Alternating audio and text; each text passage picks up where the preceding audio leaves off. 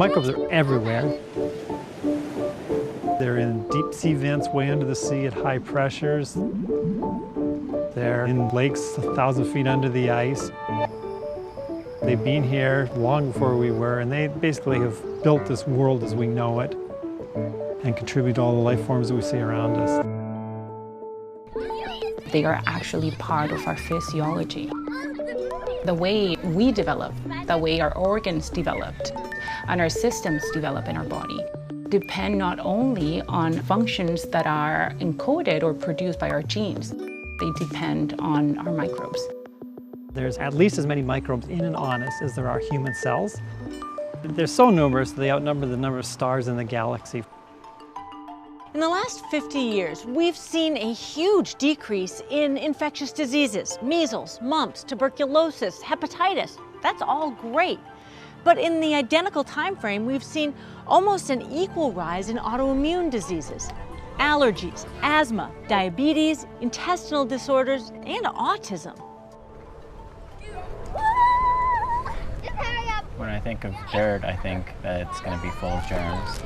I would say I'm probably somewhere towards a conservative, clean freak.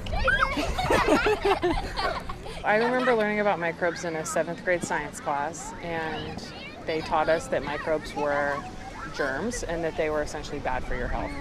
Microbes. I don't think about microbes. There's only about 100 different kinds of bacteria that actually cause bacterial infections. Yet we have thousands of different species in and on us living on our bodies. They help our brain develop, they help our gut develop, they help our immune system develop. And when you take them out of the equation, we realize this doesn't happen.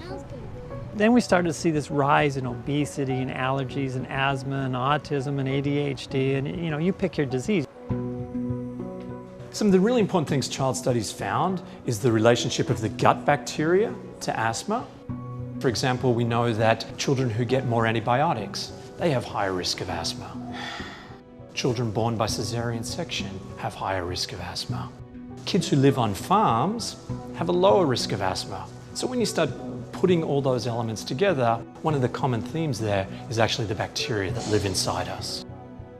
We equal we and our microbes. It's not just two separate things. It's just like another organ that we have. So we want to think about the health of your child and his or her microbes.